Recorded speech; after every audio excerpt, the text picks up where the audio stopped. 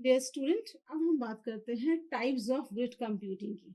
Types of grid computing दो resources के base पे या फिर ग्रिड कंप्यूटिंग के वर्किंग के अकॉर्डिंग जो ग्रिड कंप्यूटिंग है वो तीन तरह से बताया गया है।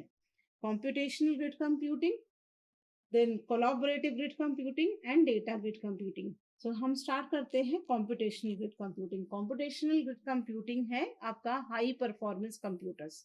हाई परफॉर्मेंस कंप्यूटर्स का मतलब this it consist of an high performance. ये अलाउ करती है, जो कि परमिशन अलाउ करती है ना, परमिट करती है रिसर्चर्स को दूसरे के साथ कंबाइन करके या दूसरे रिसोर्सेस के साथ कंबाइन करके और उसके जो उसके साथ वर्क करने की।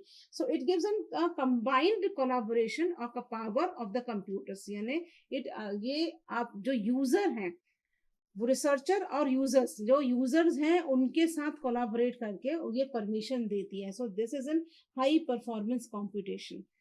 सेकेंड है हमारा कोलाबोरेटिव ग्रिड। कोलाबोरेटिव ग्रिड क्योंकि ग्रिड कंप्यूटिंग जो रिसोर्स जो है उसका यूज होता है कोलाबोरेटिव पैटर्न में।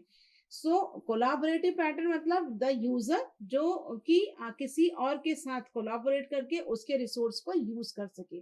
वो एक सेंट्रलाइज पैटर्न के वे में, और जिसमें हमें कुछ पे नहीं करना पड़ता। User do not pay anything without, बिना किसी अमाउंट के। So there is no need a money की जरूरत नहीं पड़ती है। नेक्स्ट हम बात करते हैं डेटा ग्रिड। डेटा ग्रिड का मतलब जो ग्रिड कंप्यूटर है, कंप्यूटिंग है, that is connected to network.